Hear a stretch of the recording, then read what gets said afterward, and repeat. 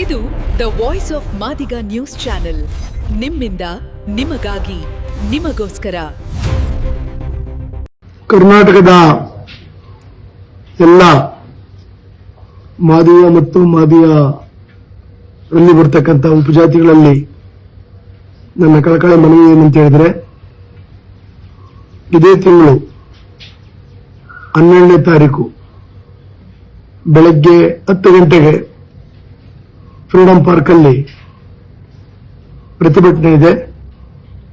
ಆ ಪ್ರತಿಭಟನೆಗೆ 31 ಡಿಸ್ಟಿಕ್ಕಿಂದಲೂ ಕೂಡ ಸಮುದಾಯದವರು ಭಾಗವಹಿಸಿ ಕಾರ್ಯಕ್ರಮವನ್ನು ಯಶಸ್ವಿಗೊಳಿಸಬೇಕಾಗಿದೆ. ಇದರ ಉದ್ದೇಶ ಇಷ್ಟೇನೆ. ಈಗಾಗಲೇ 30-35 ವರ್ಷಗಳಿಂದ ಆಂಧ್ರ, ತೆಲಂಗಾಣ, ಕರ್ನಾಟಕ, ತಮಿಳುನಾಡು ಈ ಎಲ್ಲ ಭಾಗದಲ್ಲೂ ಕೂಡ ಮೀಸಲಾತಿಯಲ್ಲಿ ಒಳ ಮೀಸಲಾತಿ ಕೊಡಬೇಕಂತ ಚಳವಳಿ ನಡೆದಿದೆ. ಈ ಚಳವಳಿಯಲ್ಲಿ ಸುಮಾರು ಆಂಧ್ರದಲ್ಲಿ 5 ಜನಕ್ಕೂ ಮೇಲೆ ಜನ ಸತ್ತಿದ್ದಾರೆ. ಕರ್ನಾಟಕದಲ್ಲಿ ಕೂಡ ಹುಬ್ಬಳ್ಳಿ ಧಾರವಾಡದ ಕಾರ್ಯಕ್ರಮದಲ್ಲಿ 8 ಜನ ಸತ್ತಿದ್ದಾರೆ ಆಕ್ಸಿಡೆಂಟ್ ಅಲ್ಲಿ. ಅವರಿಗೂ ಕೂಡ ಪರಿಹಾರ ಕೊಟ್ಟಿಲ್ಲ. ಹಾಗಾಗಿ ಇವತ್ತು ಸುಮಾರು 35 ವರ್ಷಗಳ ಹಿಂದೆನೆ ಪಂಜಾಬ್ ಮತ್ತು ಹರಿಯಾಣದಲ್ಲಿ ಚಮ್ಮಾರ್ಸು ಮತ್ತು ವಾಲ್ಮೀಕಿ ಮಧ್ಯದಲ್ಲಿ ಒಳಮೀಸಲಾತಿ ವಿಚಾರ ಬಂದಾಗ, ಆ ಕಡೆ ಉತ್ತರ ಭಾರತದಲ್ಲಿ ಏನ್ ದಕ್ಷಿಣ ಭಾರತದಲ್ಲಿ ಮಾದಿಗರು ಬೀದಿ ಉಳಿಸೋ ಕೆಲಸ ಮಾಡ್ತಾರೆ, ಆ ಕೆಲಸವನ್ನ ಅಲ್ಲಿ ವಾಲ್ಮೀಕಿ ಸಮಾಜದವರು ಮಾಡ್ತಾರೆ. ಈ ಎರಡು ಸಮುದಾಯದ ಮಧ್ಯದಲ್ಲಿ ಒಳಮೀಸಲಾತಿ ವಿಚಾರ ಬಂದಾಗ ಮೊನ್ನೆ ಶ್ರೀ ಕಾಂಚೀರಾಮ್ ಸಾಹೇಬರು ಎರಡೂ ಸಮುದಾಯನ ಕರೆದು ಮಾತಾಡಿ, ಗೌರ್ಮೆಂಟ್ ಕಡೆ ಮಾತಾಡಿ, ಸ್ಟೇಟ್ ಗೌರ್ಮೆಂಟು ಆ ಒಂದು ವಾಲ್ಮೀಕಿ ಸಮಾಜಕ್ಕೆ ಬಿಟ್ಟುಕೊಡಿ, ಸೆಂಟ್ರಲ್ ಚಮ್ಮಾರ್ ಹೋಗಿ ನಿಮ್ಗೆಲ್ಲ ಅವಕಾಶ ಇದೆ ಅಂತೇಳಿ ಅದು ಸೆಟಲ್ಮೆಂಟ್ ಮಾಡ್ತಾರೆ. ಅದಾದ್ಮೇಲೆ ಕರ್ನಾಟಕ ಆಂಧ್ರ, ಅಖಂಡ ಆಂಧ್ರ ಚಲುವಳಿ ನಡ್ತದೆ. ಹಿಂದೆ ಇದ್ದಂತ ದಳ ಮ್ಯಾನಿಫೆಸ್ಟೋ ಆಗ್ತು, ಒಳ ಮೀಸಲಾತಿ ಜಾರಿ ಮಾಡ್ತೀವಿ ಅಂದ್ರೆ ಒಳ ಮೀಸಲಾತಿಯನ್ನ ಸೆಂಟ್ರಲ್ ಗೌರ್ಮೆಂಟ್ ರೆಕಮೆಂಡ್ ಮಾಡ್ತೀವಿ, ಕ್ಯಾಬಿನೆಟ್ ಅಲ್ಲಿ ಪಾಸ್ ಮಾಡ್ತೀವಿ ಅಂತ. ಆದರೆ 2 ಸಾರಿ ಸರ್ಕಾರ ಮಾಡಿದ್ರು ಆ ಕೆಲಸ ಅವರು ಮಾಡಲಿಲ್ಲ.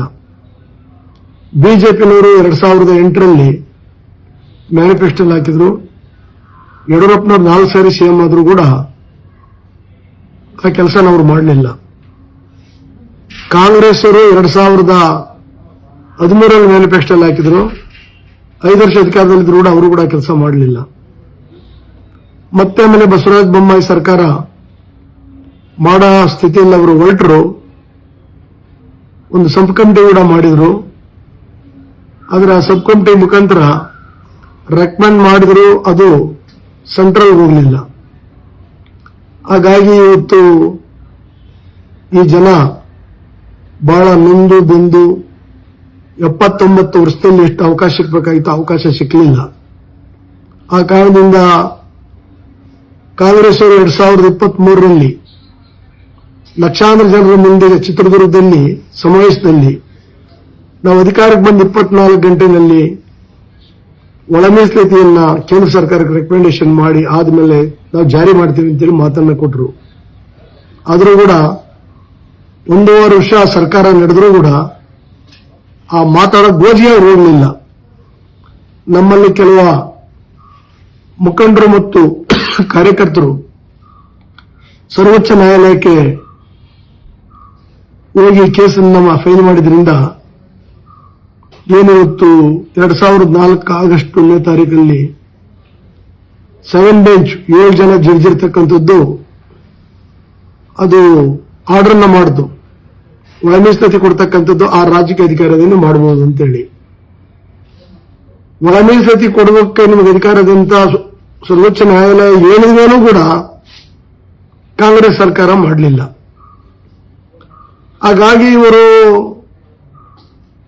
ಪರಮಪೂಜ್ಯ ಬಾಬಾ ಸಾಹೇಬ್ ಅಂಬೇಡ್ಕರ್ ಅವರು ಏನು ಸಂವಿಧಾನ ಬರೆದಿದ್ದಾರೆ, ಆ ಸಂವಿಧಾನದಲ್ಲಿ ಸರ್ವರಿಗೂ ಸಮಪಾಲು ಸರ್ವರಿಗೂ ಸಮಪಾಲು ಅಂತ ಇದೆ. ಆಮೇಲೆ ಅದರ ಅವಕಾಶ ಯಾರಿಗೂ ಇಲ್ಲ, ಅವ್ರಿಗೆ ಅವಕಾಶ ಕೊಡಬೇಕು ಅಂತ ಇದೆ.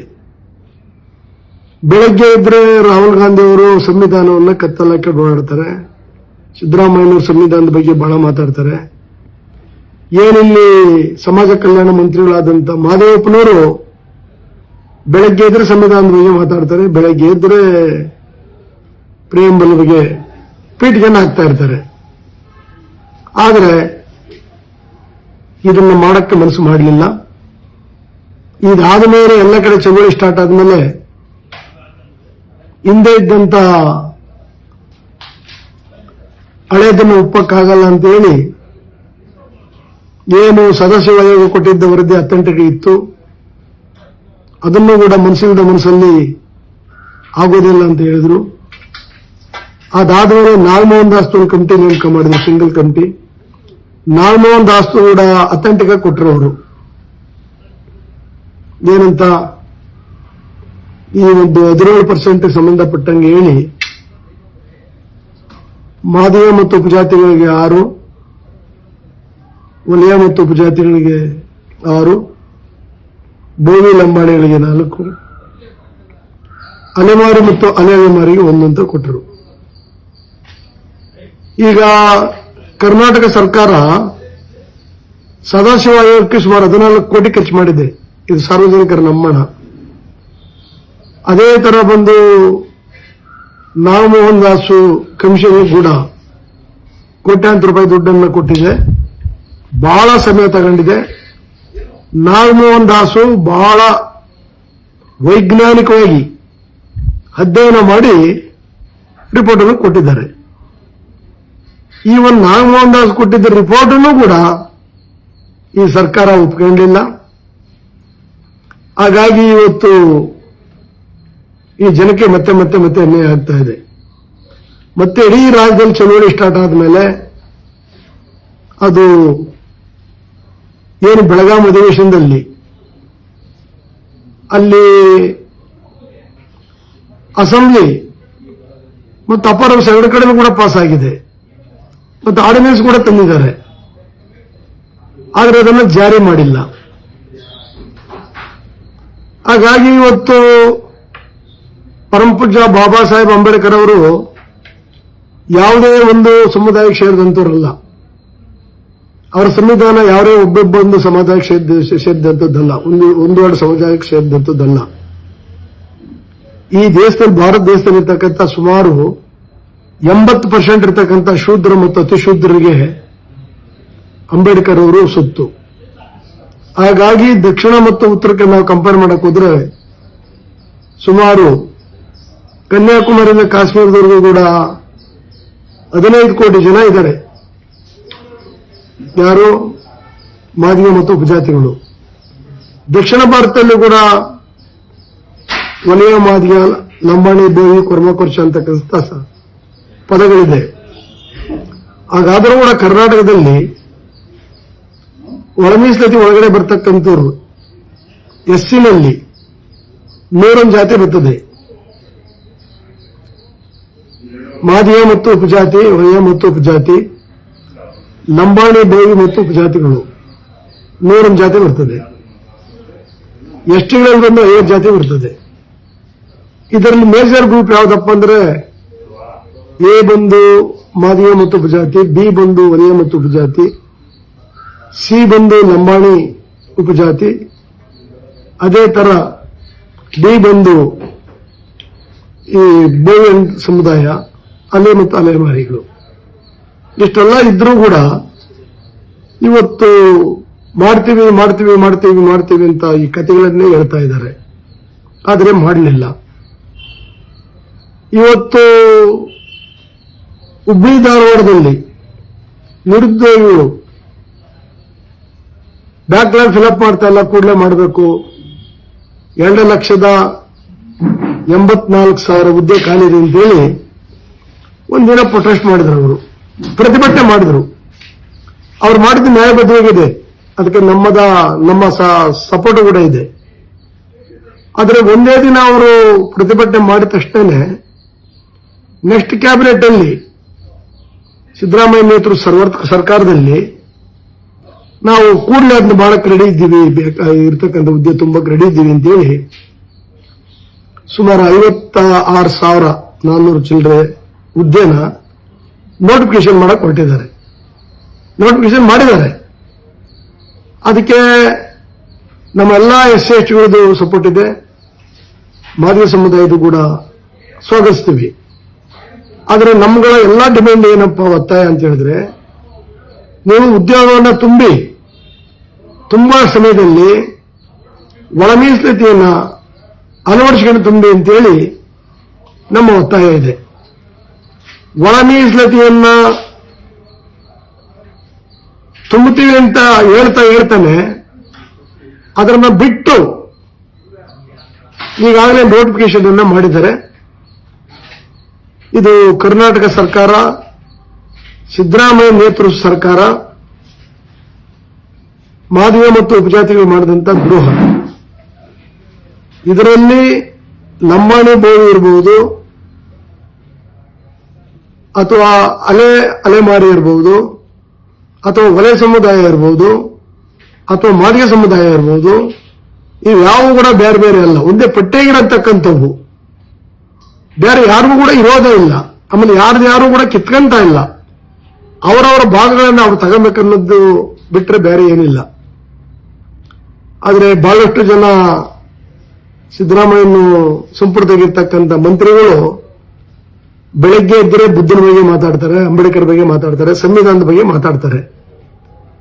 ಆದರೆ ಮಾದಿಗರು ಕೊಡ್ತಕ್ಕಂಥ ಹಕ್ಕನ್ನು ಕೊಡಬೇಕನ್ನೋ ವಿಚಾರ ಬಂದಾಗ ಮನುವಾದಿಯ ಸ್ಥಿತಿಗತಿಯನ್ನ ಅನುಸರಣೆ ಮಾಡೋಕ್ಕೆ ಇವರು ಹೊರಟಿದ್ದಾರೆ. ಇದು ನಿಜವಾಗೂ ಅಂಬೇಡ್ಕರ್ಗೆ ಮಾಡ್ತಕ್ಕಂಥ ಅವಮಾನ, ಸಂವಿಧಾನಕ್ಕೆ ಮಾಡ್ತಕ್ಕಂಥ ಅವಮಾನ. ಈ ಎಲ್ಲವನ್ನ ಮನಗೊಂಡು ಈಗಾಗಲೇ ನಮ್ಮ ಮಂತ್ರಿಗಳು, ನಮ್ಮ MLAಗಳು 3-4 ಟೈಮ್ ಸಿದ್ದರಾಮಯ್ಯನವ್ರನ್ನ ಮಂತ್ರಿಗಳೆಲ್ಲ ಒಟ್ಟೊಟ್ಟು ಸೇರಿ ಮಾತುಕತೆ ಮಾಡಿದ್ದಾರೆ. ಆದ್ರೂ ಕೂಡ ಅದನ್ನು ತೀರ್ಮಾನಕ್ಕೆ ಬಂದಿಲ್ಲ. ಈಗ 3 ದಿನಕ್ಕೆ ಹಿಂದೆ ಕೂಡ 4 ದಿನಕ್ಕೆ ಹಿಂದೆ ಕೂಡ ಸಿದ್ದರಾಮಯ್ಯ ಹತ್ರ ಮಾತಾಡ್ಬೇಕಂತ ಹೋದಾಗ KH ಮುನಿಯಪ್ಪರ್ ಇದ್ರು, ಅಲ್ಲಿ RV ತಿಮ್ಮಾಪುರ ಇದ್ರು, ಆಂಜನೇಯ ಇದ್ರು, ನೆಲಮಂಗಲ MLA ಇದ್ರು, ಅದೇ ತರ ಕೆಲವು MLCಗಳೆಲ್ಲ ಕೂಡ ಇದ್ರು. ಸಿದ್ದರಾಮಯ್ಯನವರಿಗೆ ನಮ್ಮ ಮಂತ್ರಿಗಳು ಕೇಳ್ತಾರೆ, ಸ್ವಾಮಿ ನೀವು ಉದ್ಯೋಗವನ್ನು ತುಂಬಿ ಆ ತುಂಬೋದ್ರ ಜೊತೆಯಲ್ಲಿ ಒಳ ಮೀಸಲಾತಿಯನ್ನು ಅಳವಡಿಸಿಲ್ವಲ್ಲ, ನೀವು ಅದನ್ನು ಬಿಟ್ಟು ನೀವು ನೋಟಿಫಿಕೇಶನ್ ಮಾಡಿದ್ರಲ್ಲ ಸರಿ ಇಲ್ಲ ಅಂತೇಳಿ. ಅದಕ್ಕೆ ಸಿದ್ದರಾಮಯ್ಯರು ಏನ್ ಮಾತಾಡ್ತಾರೆ ಅಂದ್ರೆ, ಒಂದ್ ರೀತಿ ಉಡಾಪೆ ಮಾತಾಡ್ತಾರೆ. ಏನ್ರಿ ಹೇಳಲ್ವೇನ್ರಿ, ನೀವೆಲ್ಲ ಒಪ್ಪಿಗೆ ಇರಲ್ರಿ, ಒಪ್ಪಿಗೆ ಮಾಡಿದ್ರಿ ಅಂತೇಳಿ ಒಬ್ಬ ಮುಖ್ಯಮಂತ್ರಿಗೆ ಇರಬೇಕಾದಂತ ಒಂದು ಸೌಜನ್ಯತೆಯನ್ನು ಇಟ್ಕೊಂಡು ಮುಖ್ಯಮಂತ್ರಿಗಳು ಮಾತಾಡಲಿಲ್ಲ. ಹಾಗಾದ್ರೂ ಕೂಡ ನಾವೆಲ್ಲ ಕೂಡ ಪೇಷನ್ಸ್ ಇಂದ ಬಂದಿದ್ದೀವಿ. ಇದೇನಿಲ್ಲ, ಮೀಸಲಾತಿ ಅಂತಕ್ಕಂಥ ವಿಚಾರ ಮತ್ತು ಒಳ ಮೀಸಲಾತಿ ಅಂತಕ್ಕಂಥ ವಿಚಾರ, ಇದು ಕುಂಟನ ಕೈ ಒಂದು ಊರುಗಳು ಕೊಟ್ಟಂಗೆ. ಇದರಿಂದ ಏನು ಪೂರ್ತಿ ಎಲ್ಲ ಜನಗಳು ಉದ್ಧಾರ ಆಗಲ್ಲ. ಈಗಾಗಲೇ ಕಾಂಗ್ರೆಸ್ ಸರ್ಕಾರ 30 ವರ್ಷದಲ್ಲಿ 60% ಪಬ್ಲಿಕ್ ಸೆಕ್ಟರ್ಸ್ನೆಲ್ಲ ಪ್ರೈವೇಟೈಸ್ ಮಾಡಿದೆ. ಇನ್ನು 40% ಬಿಜೆಪಿ 10 ವರ್ಷದಲ್ಲಿ ಪ್ರೈವೇಟೈಸ್ ಮಾಡಿಬಿಟ್ಟಿದ್ದಾರೆ. ಇನ್ನು ಉಳಿದಿರೋದು ಪಾರ್ಲಿಮೆಂಟು, ಅಸೆಂಬ್ಲಿ, ಕೆಲವು ಪೊಲೀಸ್ ಡಿಪಾರ್ಟ್ಮೆಂಟು, ರೆವಿನ್ಯೂ ಡಿಪಾರ್ಟ್ಮೆಂಟು, ಕೆಲವು ಎಜುಕೇಶನ್ ಡಿಪಾರ್ಟ್ಮೆಂಟು, ಇಂಥ ಇಲಾಖೆಗಳಿದ್ದಾವೆ. ಅಂತ ಇಲಾಖೆಯಲ್ಲಿರ್ತಕ್ಕಂಥ ಪೋಸ್ಟ್ ಈಗ 2,84,000 ಹುದ್ದೆ. ಅದರಿಂದ ಕೆಲವರು ಮಾತಾಡ್ತಾರೆ ಒಳ ಮೀಸಲಾತಿ ಕೊಡೋದ್ರಿಂದ ಒಗ್ಗಟ್ಟು ಹೊಡಿತದೆ ಅಂತ. ಇದರಿಂದ ಒಗ್ಗಟ್ಟೇನು ಹೊಡೆಯಲ್ಲ. ಒಂದು ತಂದೆಗೆ 4 ಜನ ಮಕ್ಕಳಿಗೆ 4 ಎಕರೆ ಜಮೀನಿದ್ರೆ ಪ್ರತಿಯೊಬ್ಬರು 1 ಎಕರೆ ಜಮೀನು ತಗೊಂಡ್ರೆ ಎಲ್ಲರೂ ಸಮಾಧಾನವು ಒಗ್ಗಟ್ಟಿಂದ ಮತ್ತೆ ಹೋರಾಟ ಮಾಡಕ್ಕೆ ಸಾಧ್ಯವಾಗ್ತದೆ. ದೊಡ್ಡಣ್ಣ 3 ಎಕರೆ ತಗೊಂಡು ಇನ್ನೊಂದು ಎಕರೆ ಜಾಗನ್ನೇ 3 ಜನ ಹಂಚ್ಕೊಳ್ಳಿ ಅಂದ್ರೆ ಆಗ ಮನಸ್ತಾಪ ಬರ್ತದೆ. ಹಾಗಾಗಿ ಈ ಮೀಸಲಾತಿ ಒಳ ಮೀಸಲಾತಿ ಕೂಡ ಆಗಿರೋದು ಅದೇನೆ. ಯಾರು ಬಿರಿಯಾನಿ ತಿಂದವ್ರೆ ಅವರು ನಿಮ್ಮ ಗಂಜಿನೂ ಬೇಡ ಅಂತಕ್ಕಂಥ ಮಾತು ಸರಿ ಇಲ್ಲ. ನಮಗೆ ಬರಬೇಕಾಗ್ತಕ್ಕಂಥ ಭಾಗಗಳನ್ನ 4 ಸಮುದಾಯಗಳನ್ನ ನಾವು ತಗೊಂಡು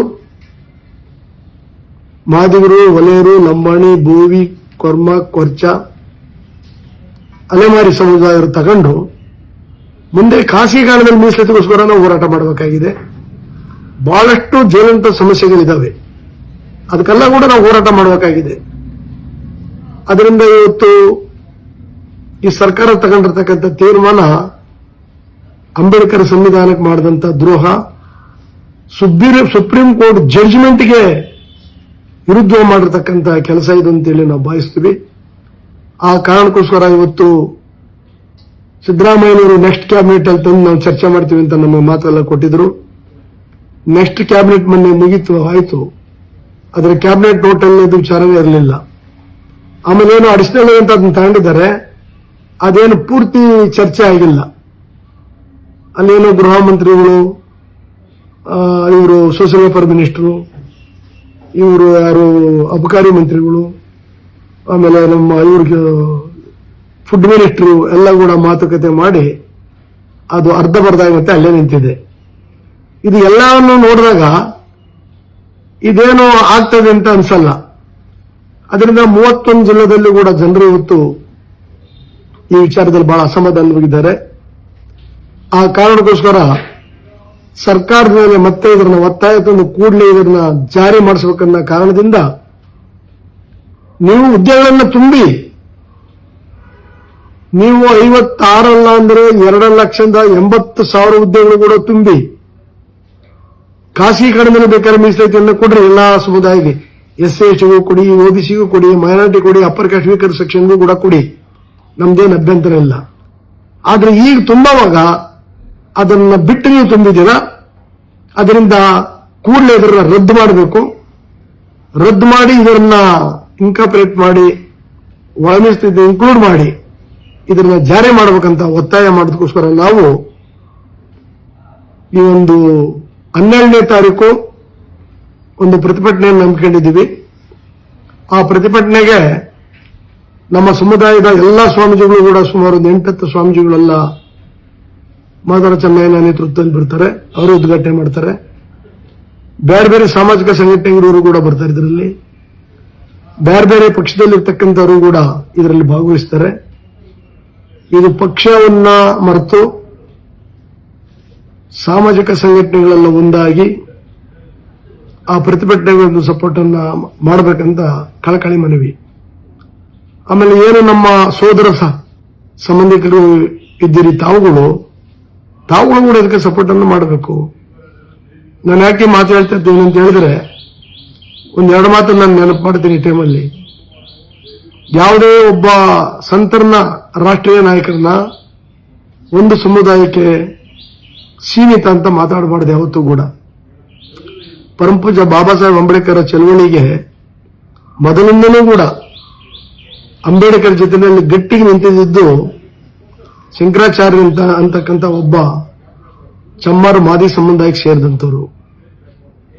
ಅಂಬೇಡ್ಕರ್ ಅವರ ವರ್ಷದಲ್ಲಿ ಹಿಸ್ಟ್ರಿಯನ್ನು ಬರೆದು 35-40 ವರ್ಷಗಳ ಕಾಲ ಅಂಬೇಡ್ಕರ್ ಜೊತೆಯಲ್ಲಿ ಇದ್ದಂತವರು, ಅಂಬೇಡ್ಕರ್ ವರ್ಷದಲ್ಲಿ ಹಿಸ್ಟ್ರಿಯನ್ನು ಬರೆದಂತವ್ರು ನಾನು ಚಂದ್ರ ಋತ್ತು ಅಂತ ಏನಿದ್ರು ಅವರು ಕೂಡ ಒಂದು ಮಾದಿಗ ಸಮುದಾಯಕ್ಕೆ ಸೇರಿದಂತವರು. ಅದೇ ರೀತಿ ಇವತ್ತು ಪರಮಪೂಜ್ಯ ಬಾಬಾ ಸಾಹೇಬ್ ಅಂಬೇಡ್ಕರ್ ಚಳವಳಿಗೆ ಉತ್ತರ ಭಾರತದ ಚಮ್ಮಾರ್ಸು ಮಾದಿಗರೇ ಹೆಚ್ಚಿನ ಚಂದವನ್ನು ಕೊಟ್ಟು ಗಟ್ಟಿಗೆ ಜೊತೆಗೆ ನಿಂತಿದ್ದು. ಪರಮಪೂಜ್ಯ ಬಾಬಾ ಸಾಹೇಬ್ ಅಂಬೇಡ್ಕರ್ ಅವರು ಮರಳಿ ಮನೆಗೆ ನಡೆಯುವಂತ ಬುದ್ಧ ಧರ್ಮಕ್ಕೆ ಮತ್ತೆ ವಾಪಸ್ ಹೋದಾಗ ನಮ್ಮದೇ ಧರ್ಮ ಅಂತ ಹೆಚ್ಚಿನ ಬೆಂಬಲ ಕೊಟ್ಟು ಜೊತೆಗೆ ನಿಂತಿದ್ದು ಉತ್ತರ ಭಾರತದ ಚಮ್ಮಾರು ಮಾದಿಗರಂತಕ್ಕಂಥದ್ದು. ಅಂಬೇಡ್ಕರ್ ತೀರ್ಕೊಂಡ ಮೇಲೆ ಅಂಬೇಡ್ಕರ್ ಜೊತೆಗಿದ್ದಂತ ಶಿಷ್ಯರು ಅಂಬೇಡ್ಕರ್ ಹೋದ್ಮೇಲೆ ನಮ್ಮ ಕೈಲಿ ಇನ್ನೇನು ಮಾಡೋಕ್ಕಾಗಲ್ಲ ಅಂತ ಹೇಳಿ ಅಂಬೇಡ್ಕರ್ ಬದುಕಿರೋವರೆಗೂ ಕೂಡ ಪೂನಾ ಫ್ಯಾಕ್ಟ್ನ, ಪೂನಾ ಒಪ್ಪಂದವನ್ನ ಕಪ್ಪು ದಿನ ಅಂತ ಆಚರಣೆ ಮಾಡೋರು ಅವರು. ಯಾಕಂದ್ರೆ ಪೂನಾ ಫ್ಯಾಕ್ಟಲ್ಲಿ ಅಂಬೇಡ್ಕರ್ 2 ಓಟಿನ ಅಧಿಕಾರ ತಂದಿದ್ರು. ಗಾಂಧಿ ಮತ್ತು ಸ್ನೇಹಿತರು 2 ಓಟಿನ ಹಕ್ಕನ್ನು ಕೊಟ್ಟರೆ ಇವರು ಪ್ರಧಾನಮಂತ್ರಿ ಆಗಿಬಿಡ್ತಾರೆ. ಯಾಕಂದ್ರೆ 2 ಓಟಿನ ಹಕ್ಕು, 1 ಓಟು SC/ST ಹಾಕ್ಯಬಹುದು, ಇನ್ನೊಂದು ಓಟು ಮೇಲ್ಜಾತಿಯಲ್ಲಿರೋ ಪ್ರಗತಿಪರರಿಗೆ ಹಾಕ್ಸ್ಕೊಬಹುದು. ಅದರ ಪ್ರಕಾರ 78 ಪಾರ್ಲಿಮೆಂಟ್ ಸಿಗ್ತಾ ಇತ್ತು. 78 ಪಾರ್ಲಿಮೆಂಟ್ ಅನ್ನು ಸಿಕ್ಬಿಟ್ಟಿದ್ರೆ ಪರಮಪೂಜ್ಯ ಬಾಬಾ ಸಾಹೇಬ್ ಅಂಬೇಡ್ಕರ್ ಫಸ್ಟ್ ಪ್ರಧಾನಮಂತ್ರಿ ಆಗಬೇಕಾಗಿತ್ತು. ಅದನ್ನು ಮುರಿಬೇಕನ್ನೋ ಕಾರಣಕ್ಕೆ ಈ ದೇಶದ ಮನುವಾದಿಗಳು ಗಾಂಧಿಯವರನ್ನು ಎತ್ತುಕಟ್ಟಿ, ಗಾಂಧಿಯವರು ಲಂಡನ್ನಲ್ಲಿ ಸೈನ್ ಮಾಡ್ತಾರೆ 2 ಓಟಿನ ಅಧಿಕಾರಕ್ಕೆ. ಅದಕ್ಕೆ ಇಂಡಿಯಾ ಬಂದು ಉಲ್ಟಾಗಿ 20 ದಿನ ಉಪವಾಸ ಮಾಡ್ತಾರೆ. ಅವಾಗ ಅಂಬೇಡ್ಕರ್ ವಿಧಿ ಇಲ್ದಿರೋದ್ರನ್ನ ವಾಪಸ್ಸನ್ನು ತಗೊಂತಾರೆ.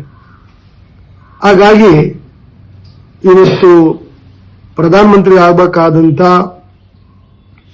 ಪರಮಪೂಜ್ಯ ಬಾಬಾ ಸಾಹೇಬ್ ಅಂಬೇಡ್ಕರ್ ಅವರು ಈ ದೇಶದಲ್ಲಿ ಪಾರ್ಲಿಮೆಂಟ್ಗಿಂತ ಕೂಡ ಅವರನ್ನ ಸೋಲಿಸ್ತಾರೆ.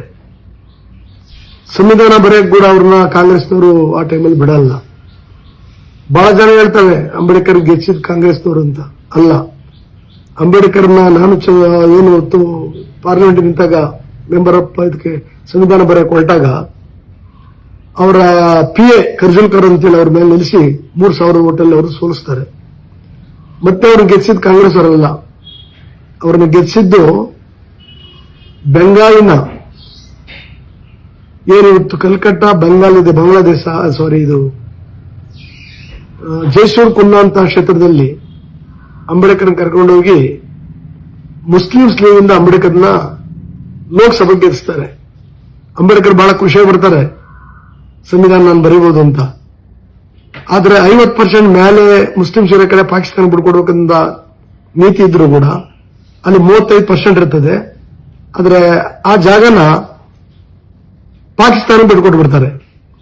ಹಿಂಗಾಗಿ ಬಹಳಷ್ಟು ನೋವುಗಳನ್ನ ತಿಂದ್ಕೊಂಡು ಅಂಬೇಡ್ಕರ್ ಅವರು ಹೋರಾಟ ಮಾಡಿಕೊಂಡು ಬಂದಿದ್ದಾರೆ. ಅದಕ್ಕೆ ಅಂಬೇಡ್ಕರ್ ಆಶಯ ಇರೋದು ಎಲ್ಲಾರ್ಗೂ ಸಮಪಾಲು, ಎಲ್ಲಾರ್ಗೂ ಸಮಬಾಳು. ಆಮೇಲೆ ಅಂಬೇಡ್ಕರ್ ಮೂವ್ಮೆಂಟ್ ಕಂಪ್ಲೀಟ್ ಹತ್ತೊಂಬತ್ತಾಗ ಅವರು ಬ್ಲಾಕ್ ಡೇ ಮಾಡ್ತಾ ಇದ್ರು ಅಂಬೇಡ್ಕರ್ ಬದುಕಿರೋವರೆಗೂ. ಅಂಬೇಡ್ಕರ್ ತೀರ್ಕೊಂಡ ಮೇಲೆ ಅವ್ರ ಶಿಷ್ಯದೇವರು ವಿಜಯೋತ್ಸವ ಮಾಡಕ್ ಶುರು ಮಾಡ್ತಾರೆ ಯೂನಿಫ್ಯಾಕ್ಟ್ ನ. ಅಂತ ಸಂದರ್ಭದಲ್ಲಿ ಪರಮಪೂಜ್ಯ ಕಾಂಚೀರಾಮ್ ಸಾಹೇಬ್ರನ್ನ ಅರ್ಥ ಮಾಡ್ಕೊಂಡು ಅವರೇನು ಸೈನ್ಸಿಸ್ಟ್ ಆಗಿದ್ರು, ರಾಜೀನಾಮೆ ಕೊಟ್ಟು ಮದುವೆ ಕೂಡ ಮಾಡ್ಕೊಂಡಿರ ಇಡೀ ಅಂಬೇಡ್ಕರ್ ಮೂವ್ಮೆಂಟ್ ಅನ್ನ ತಗೊಂಡೋಗಿ ದೇಶದಲ್ಲಿ ಯಾರಪ್ಪ ಅಂದ್ರೆ ಅದು ಕಾಂಚೀರಾಮ್ ಸಾಹೇಬ್ರು. ಕಾಂಚೀರಾಮ್ ಸಾಹೇಬ್ರು ಕೂಡ ಸೈನಿಕ ಸಮಾಜದಲ್ಲಿ ಅವರು ಕೂಡ ಚಮ್ಮಾರ್ ಸಮಾಜ, ಮಾದಿಗ ಸಮಾಜಕ್ಕೆ ಸೇರಿದಂತವರು. ಅಂಬೇಡ್ಕರ್ ಹೆಸರು ಹೇಳಿದ್ರೆ ವೋಟ್ ಬರಲ್ಲ, ಪಾರ್ಟಿ ಕಟ್ಟಕ್ಕಾಗಲ್ಲ, MP MLA ಮಾಡಕ್ಕಾಗಲ್ಲ, ಬಾಡಿಗೆ ಮನೆ ಕೊಡಕ್ಕಾಗಲ್ಲ ಅನ್ನೋ ಸಂದರ್ಭದಲ್ಲಿ ಅಂಬೇಡ್ಕರ್ ಹೆಸರಲ್ಲೇ ಬಹುಜನ ಸಮಾಜ್ ಪಾರ್ಟಿ ಮಾಡಿ, MLA ಮಾಡಿ, ಮಿನಿಸ್ಟರ್ ಮಾಡಿ, ಒಬ್ಬ ದಲಿತ ಮಹಿಳೆಯನ್ನ 4 ಸಾರಿ ಉತ್ತರ ಪ್ರದೇಶ ಇಂಡಿಯಾಗೆ ಚೀಫ್ ಮಿನಿಸ್ಟರ್ ಆಗಿ ಮಾಡ್ತಾರೆ. 41 MP ಇರ್ತದೆ ಲೋಕಸಭಾ, ರಾಜ್ಯಸಭಾ 9ರಿಂದ 14ವರೆಗೂ. ಅಂತ ಮೂವ್ಮೆಂಟ್ ತಗೊಂಡೋದ್ರು ಕೂಡ ಈ ದೇಶದಲ್ಲಿ ಒಬ್ಬ ಚಮ್ಮಾರು ಮಾದಿಗ ಕಾಂಚೀರಾಮ್ ಅಂತ ನಾವು ತಿಳ್ಕೊಬೇಕಾಗ್ತದೆ. ಕರ್ನಾಟಕ ರಾಜ್ಯದಲ್ಲಿ ಅಂಬೇಡ್ಕರ್ ಹೆಸರು ಗೊತ್ತಿಲ್ಲದಾಗ DSS ಮುಖಾಂತರ ಹಳ್ಳಿಗೆ ತಗೊಂಡೋಗಿದ್ದು ಅಂಬೇಡ್ಕರ್ ಹೆಸರನ್ನ ಪ್ರೊಫೆಸರ್ B ಕೃಷ್ಣಪ್ಪ ಅವರು ಕೂಡ ಒಬ್ರು ಮಾದಿಗರನ್ನ ನಾವು ತಿಳ್ಕೊಬೇಕಾಗ್ತದೆ. ನಾನು ಯಾಕೆ ಇದೆಲ್ಲ ಮಾತಾಡ್ತೀನಿ ಅಂತ ಹೇಳಿದಾಗ ಕೆಲವರು ಗೊತ್ತಿಲ್ಲದ್ರು IAS IPS ನವರು ತಮ್ಮ ಅಜ್ಞಾನದಿಂದ ಅಂಬೇಡ್ಕರ್ ಅವರು ನಮಗೆ ಸೇರಿದವರು, ಅಂಬೇಡ್ಕರ್ ಒಂದೇ ಸಮುದಾಯಕ್ಕೆ ಸೇರಿದಂತರು, ಅಂಬೇಡ್ಕರ್ ಎಲ್ಲಿ ಹೇಳಿಲ್ಲ ಅದು ಮಾಡಕ್ಕಂತ ಮಾತಾಡ್ತಾರಲ್ಲ, ಮಾತು ಕರೆಕ್ಟ್ ಅಲ್ಲ. ಈ ಒಂದು ಮೀಸಲಾತಿಯನ್ನು ಹಂಚಿಕೊಂಡು ಮತ್ತೆ ನಾವು ಒಗ್ಗಟ್ಟಿಂದ ಒಲೆಯರು, ಮಾದಿಗರು, ಲಂಬಾಣಿ, ಬೋವಿ, ಕೊರ್ಮ, ಕೊರ್ಚ, ವಾಲ್ಮೀಕಿ ಒಂದಾಗಿ ಈ ದೇಶದ, ಈ ರಾಜ್ಯದ ಚುಕ್ಕಾಣಿ ನಾವು ಹಿಡಿಬೇಕಾಗಿದೆ. ಆ ಕಾರಣಕ್ಕೋಸ್ಕರ ಈ ಮಂಡತನವನ್ನು ಬಿಟ್ಟು ಮುಖ್ಯಮಂತ್ರಿ ಮತ್ತು ಅವರ ಸಂಪುಟದವರು ಇದನ್ನ ಕೂಡಲೇ ಈ ಏನು ನೋಟಿಫಿಕೇಶನ್ ಹೊರಡಿಸಿದ್ರೆ ರದ್ದು ಮಾಡಬೇಕು. ರದ್ದು ಮಾಡಿ ಮತ್ತೆ ಈ ಒಂದು 56,000 ತುಂಬ ಕೊಟ್ಟಿದ್ದೀರ, ಅದರಲ್ಲಿ ಒಳ ಮೀಸಲಾತಿಯನ್ನ ಸೇರಿಸಿ ಅದನ್ನು ಕೂಡಲೇ ಜಾರಿ ಮಾಡಬೇಕಂತ ಹೇಳಿ ಒತ್ತಾಯ ತರಬೇಕನ್ನೋ ಕಾರಣಕ್ಕೆ ನಾವು ಏನು 12ನೇ ತಾರೀಕು ನಮ್ಮೆಲ್ಲ ಸ್ವಾಮೀಜಿಗಳು, ಸಾಮಾಜಿಕ ಸಂಘಟನೆಗಳು, ಆಲ್ ಇಂಡಿಯಾ ಬಹುಜನ ಸಮಾಜ್ ಪಾರ್ಟಿ ಮತ್ತೆ ಎಲ್ಲ ಅಂಬೇಡ್ಕರ್ ಬಗ್ಗೆ, ಬುದ್ಧನ ಬಗ್ಗೆ ಗೌರವ ಇರ್ತಕ್ಕಂಥವ್ರು, ಮಾನವತೆ ಬಗ್ಗೆ ಗೌರವ ಇರ್ತಕ್ಕಂಥವ್ರು ಎಲ್ಲರೂ ಇದ್ರ ಬಗ್ಗೆ ಮಾತಾಡಬೇಕು, ಸಪೋರ್ಟ್ ಮಾಡಬೇಕು ಅಂತ ಕೇಳ್ತಾ ಈ ಕಾರ್ಯಕ್ರಮವನ್ನು ಯಶಸ್ವಿಗೊಳಿಸಕ್ಕೆ ಎಲ್ಲಾ ಜಿಲ್ಲಾದಿಂದನೂ ಕೂಡ ಜನರು ಬರಬೇಕು. ಈ ಪ್ರೋಗ್ರಾಮ್ನ ಕಾರ್ಯಕ್ರಮ ಪ್ರತಿಭಟನೆಯನ್ನು ಯಶಸ್ವಿ ಮಾಡಬೇಕಂತ ಕರ್ನಾಟಕದಲ್ಲಿ ಇರ್ತಕ್ಕಂಥ ಮಾದಿಗ ಮತ್ತು ಉಪಜಾತಿಗಳು ಮತ್ತು ಎಲ್ಲ ಕೆಳ ಸಮುದಾಯ ಇವರು ಇದಕ್ಕೆ ಸಪೋರ್ಟ್ ಮಾಡಬೇಕು. ಅಲೆಮಾರಿ ಮತ್ತು ಅಲೆಮಾರಿ ಕೂಡ 1% ಕೊಡಬೇಕು ಅಂತ ಹೇಳಿ ನಮ್ಮ ಒತ್ತಾಯ ಇದೆ. ಈ ಕಾರ್ಯಕ್ರಮವನ್ನು ಸಕ್ಸಸ್ ಮಾಡಬೇಕು ಅಂತ ಹೇಳಿ, ಯಶಸ್ವಿಗೊಳಿಸಬೇಕಂತ ಹೇಳಿ ಮಾರ್ಸಂದ್ರ ಮುನಿಯಪ್ಪ, ಆಲ್ ಇಂಡಿಯಾ ಬಹುಜನ ಸಮಾಜ್ ಪಾರ್ಟಿ ಮತ್ತು ಇದು ಒಳ ಮೀಸಲಾತಿ ಹೋರಾಟ ಸಮಿತಿಯ ಕಮಿಟಿಯಲ್ಲಿ ನಾನು ಒಬ್ಬ, ಇದನ್ನ ಜನರಲ್ಲಿ ನಾನು ಕಳಕಳಿ ಮನವಿ ಮಾಡ್ತೀನಿ. ಜೈ ಭೀಮ್, ಜೈ ಭಾರತ್, ಜೈ ಕಾಂಚೀರಾಮ್, ಜೈ ಪ್ರೊಫೆಸರ್ ಕೃಷ್ಣಪ್ಪ, ಜೈ ಸಂವಿಧಾನ. ದ ವಾಯ್ಸ್ ಆಫ್ ಮಾದಿಗ, ನಿಮ್ಮಿಂದ ನಿಮಗಾಗಿ, ಸತ್ಯದ ಪರವಾಗಿ, ಸಮಾನತೆಯ ಹಾದಿಯಲ್ಲಿ.